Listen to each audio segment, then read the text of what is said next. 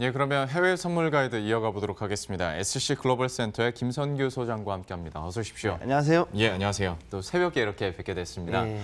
저희 지난번에 다른 방송에서 네. 국제유가에 대한 얘기를 했었지 않습니까? 네, 그렇습니다. 11시 프로그램에서. 네. 또 시간이 좀 지났고 주말 사이에 뭐 계속 불확실성이 커지고 있는 상황이라 국제유가도 영향을 받아갈 수밖에 없을 텐데 좀 영향을 줬었던 이슈들부터 한번 정리를 해주시겠어요? 일단은 이번 주에는 4가지 정도 원인으로 인해 가지고 국제 유가가 조금 쉬어가는 걸로 제가 보고 있는데, 첫 번째가 뭐냐면 이제 코로나19, 지금 또 사스 코로나2란 이름으로 또 나와가지고 이 네. 이름이 자주 바뀌거든요, 사실. 이 바이러스로 인해 가지고 일단 글로벌 수요 급감에 대한 우려가 좀 있고, 또 거기에 맞춰가지고 오펙 플러스가 지금 감산 합의에 지금 이견이 벌어졌습니다. 네. 그래서 사우디하고 러시아가 지금 거기에 대해 이견이 있고, 그다음에 미국이 또 거기다가 이제 로스네프트, 그러니까 이제 러시아 국영 석유 회사에다가 또 독자 제재를 걸었고, 그다음에 또 4번째가 미국의 셰일 오일 회사들이 지금 파산 위험이 또 높아지고 이런 것들이 있어서 이것들이 한꺼번에 이제 좀 나오는 바람에 좀 쉬어가는 분위기가 형성될 걸로 보입니다. 그래서 하나씩 일단 말씀드릴게요. 그래서 예. 일단은 1, 2번이 사실 같은 얘기인데, 근데 사우디하고 러시아가 지금 현재 오펙 플러스 회의에서 이제 기술 회의에서 계속 뭐라 그럴까, 추가 감산을 진행하려고 그러는데, 거기에 대해서 거기에서 이견이 자꾸 보여지고 합의가 되지 않고 있는 게 가장 큰 문제가 되겠습니다. 그래서 여기 보면은 사스 코로나2 바이러스가 자꾸 이제 창궐 하게 되면서 그리고 중국 쪽에서 경기 회복의 속도가 자꾸 조금 늦춰지고 있으니까, 그것 때문에 글로벌 에너지 수요가 좀 줄어드는 그런 분위기가 형성이 되고 있어요. 그러다 보니 오펙하고 그다음에 러시아가 하고 그다음 그밖에 다른 산유국들의 모임인 오펙 플러스에서는 감산 기간의 연장뿐만이 아니라 추가 감산 폭을 더 늘려야 된다. 네. 이제 그 얘기를 하고 있는데, 이쪽에서 얘기하고 있는 거는 처음에는 원래 60만 배럴 정도 추가 감산해야 된다라고 주장을 했습니다, 사우디에서는. 근데 러시아가 여기에 대해서 기술 회의 때 이견을 제시를 해가지고 여기서 일단 한 발 양보를 해서 30만 배럴로 다시 한번 감산을 해보자. 그래서 그렇게 추가 감산 분량을 좀 반 정도를 줄이고 얘기를 했음에도 불구하고 지금 러시아가 거기에 대해서 역시 이견을 제시를 하고 있거든요. 그래서 여기에 대해서 이제 러시아가 동맹까지, 이 감산 동맹 몇 년 잘 해왔는데 오펙 플러스에서 러시아하고 그다음에 거기에 관련된 국가들이 탈퇴를 할 확률이 지금 좀 높아지고 있습니다. 네. 그래서 요거가 이제 하나의 문제가 될 수 있다고 보는데, 사실 이렇게 되는 가장 큰 이유가 뭐냐면은 작년에 8월, 9월 때 그때 동서 파이프라인이 민간에 있던 도유꾼들에 의해 가지고 완전히 엉망이 됐던 적이 있어요. 거기에 염산 화학물, 그러니까 염화물을 거기다 집어넣고 그러면서 기름을 빼내는 도유를 했는데, 네. 이게 정유소에 들어가면은 바로 염산으로 변해가지고 정유 시설을 다 망가뜨리기 때문에 몇 달 동안을 파이프라인을 폐쇄를 하고서는 그 길을 이제 청소했던 적이 있습니다. 그러다 보니까 그것 때문에 로스네프트가 3분기가 실적이 75% 이익이 급감을 했었거든요, 작년에. 네. 그런데 그런 상황에서 다시 1분기에 이 바이러스에 의한 창궐, 그걸로 인해서 글로벌 수요가 급감하니까, 안 그래도 그것 때문에 또 다시 지금 1분기 실적이 안 좋아질 것 같은데 추가 감산까지 얘기를 하니까는 이거를 받아들일 수가 없는 거죠. 그러다 보니까 사우디 쪽에서는 이제 이거에 관해 가지고서 어떻게든 좀 관철하려고 노력을 하고 있는데, 아마 3월 5일에서 6일에 있는 정기 회의에서, 그때 오펙 플러스가 하는 정기 회의에서 이 부분을 다시 한번 다루지 않을까.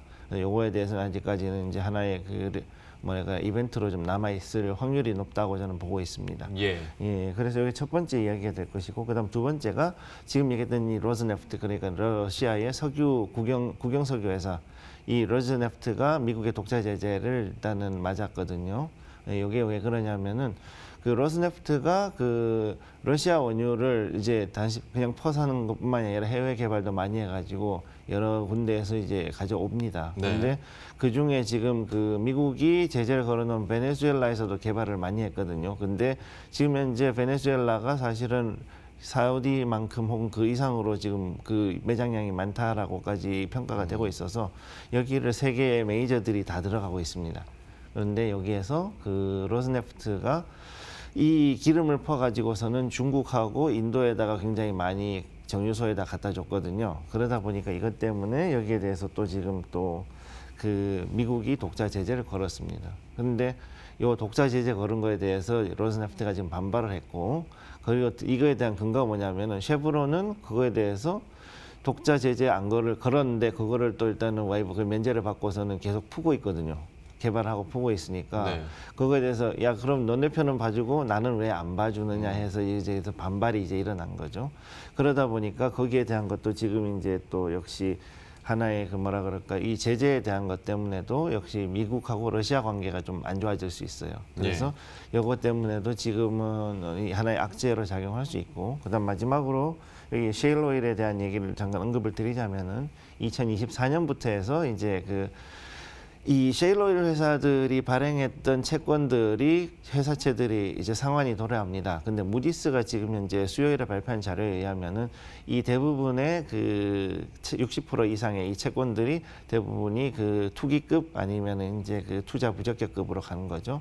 그래서 이제 스피큘레이티브, 그래서 이제 그 투기급 아니면은 서브 인베스트먼트 쪽으로 해가지고 즉 투자에는 부적격한 그런 급으로 가게 되면은 얘들이 그만큼 신용이 떨어졌다는 이야기거든요. 근데 지금 현재 이 셰일 오일이 가장 큰 문제가 뭐냐면은 자금줄이 이제 은행권에서 자꾸 조이고 있다는 게 큰 문제가 되겠습니다. 거기다가 그 매출이 지금 줄어드는데 이 국제 유가가 자꾸 낮아지고 있으니까 거기에 대해서도 또 문제가 되고 있고, 네.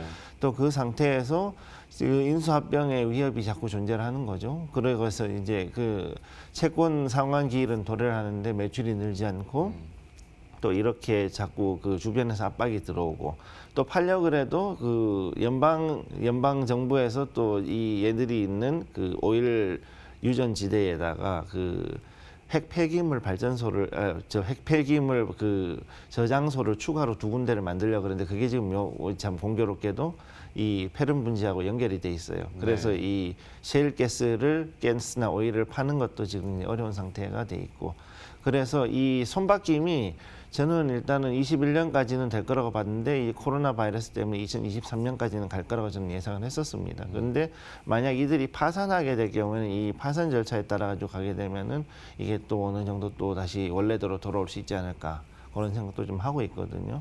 그래서 이 부분은 지금 현재 이 셰일 오일 업체들은 곧 있으면은 대규모의 인수합병전으로 들어갈 걸로 보이고, 그러면 엑슨 모빌하고 쉐브론이 여기에 대해 가지고 이 인수합병전에 큰 손이 될 거라고 보고 있습니다. 예. 참 이렇게 설명을 들어보면 어떤 공통적인 불확실성도 있고, 그리고 국가 간의 이해관계도 얽히고 설켜 있는 상황인데, 그러면 유가 선물과 관련해서 어떤 투자 포인트는 어떻게 잡아볼 수 있을까요? 일단 지금 현재 유가를 먼저 보시게 되면은 그 유가는 WTI 같은 경우는 이제 어제 같은 경우 53.38달러, 그러니까 53불 38센트의 배럴당 거래가 되고 있고, 그다음에 브렌트유 같은 경우 4월물이 지금 58달러 50센트에 지금 배럴당 거래가 되고 있거든요. 근데 이게 지금 거의 한 중간값 정도의 박스권에 와 있어요. 보통 지금 현재 WTI가 50불에서 55불대 박스권을 유지를 하고 있고, 그다음에 브렌트유가 55에서 60불대를 지금 유지를 하고 있는데 중간값 정도에 왔기 때문에 여기서 만약에 이 박스권 상단까지 올라간다 그러면은 그 시점에서 한 번 정도는 청산을 하고 다시 이제 내려왔을 때 진입하시는 거를 봐야 될 것 같습니다. 왜냐하면은 지금 현재까지 분위기를 봤을 때 그 코로나 바이러스 이후에 다시 이제 올라가면서 이제 바닥을 찍고 상승을 하는 지금 그 상황에 있지만은 여기에서 어느 정도 올라가면 분명히 중간에 한번 쉬어가는 단계에 왔다고 보거든요. 그렇기 때문에 요거가 이제 어느 정도 정리가 되고 이제 어느 정도까지 올라갔으면은 여기서 한 일주일 정도는 잠깐 쉬었다가 갈 수 있는 그런 확률이 있기 때문에 여기서 좀 만약에 이전에 저 바닥에서 사셨다면은 충분히 이제 이익을 봤다고 보고 여기서 약간은 쉬어갈 수 있는 쪽, 혹은 지금 정도나 혹은 한 54불 정도 때까지 갔을 때는 청산을 할 수 있는 게 필요하다고 봅니다. 네.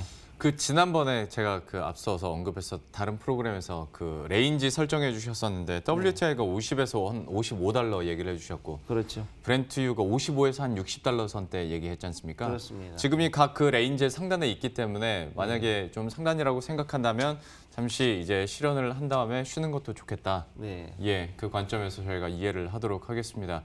국제 유가에 대해서 살펴봤고요. 코로나19 관련해서도 얘기를 해보도록 하겠습니다. 뭐 아무리 다른 쪽으로 해외 쪽으로 공장이 많이 갔다고 하더라도 그래도 역시 세계 공장은 중국이고, 중간재가 이렇게 공급이 끊기게 되면 당연히 좀 국제 경제에도 영향을 미칠 수밖에 없는데, 좀 시나리오는 점점 더 안 좋아지는 것 같아서 좀 어떻게 풀이하고 계십니까? 일단 1월 달에 제가 팬데믹이라고 판단을 하고서는 그렇게 얘기를 했었는데 실제로 글로벌 팬데믹으로 지금 가고 있거든요. 그럼 이렇게 했을 경우에 지금 그 단순히 중국만의 문제가 아니라 전 세계적으로 소비 자체가 줄어드니까 수요가 줄어든다는 거니까 그러면은 경제권의 성장이 결국은 정체된다는 얘기죠. 그럼 여기에 대한 걸 일단 자료를 하나 가져온 게 있는데요. 자료를 보시게 되면은 일단 가로축이 보시게 되면 지난 10년 동안의 평균적인 GDP 성장률에 대한 자료고요. 그다음에 세로축 그 Y축이 뭐냐면은 지난 1년 동안의 성장 그 GDP 성장률을 지금 그걸 표시를 한 겁니다. 예. 그랬는데 여기에 보시게 되면 각 나라별로 이제 그 경제의 GDP 사이즈에 따라 가지고 원의 크기가 다른데 이렇게 했을 때 지금 공교롭게도 그 0% 이상 성장한 데가 없어요. 지금 그건 2008년도 금융위기 이후로는 사실은 그렇게 된 데가 별로 없어요.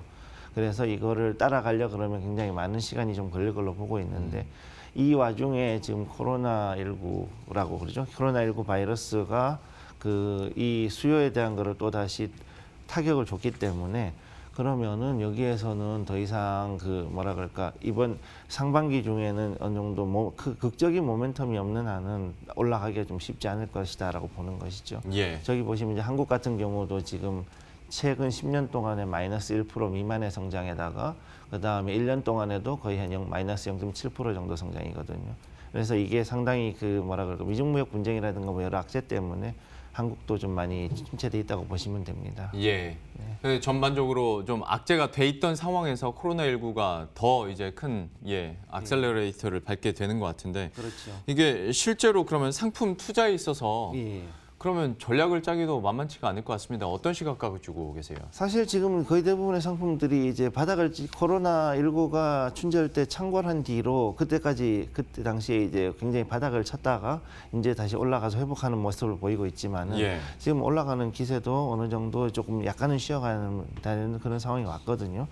그러니까 여기에서는 우선은 그 귀금속류 쪽을 해가지고 은이라든가 팔라듐, 백금 쪽을 일단 좀 보시는 게 나을 것 같고 그래도 역시 이번 한 주는 어쩔 수 없이 아마 쉬어갈 거라고 저는 보고 있습니다. 네. 왜냐하면은 우리나라뿐만이 아니라 중동이라든가 이탈리아 쪽으로 해서 유럽 쪽으로도 지금 이제 코로나 바이러스가 지금 퍼지고 있고 거기에 대한 그 뭐라 그럴까 이 보고들이 자꾸 들어오고 있는 상태이기 때문에 이거에 대해서 봤을 때는 결국은 그 글로벌적으로 봤을 때는 한번 일주일 정도 쉬어갈 수밖에 없다고 보고 있습니다.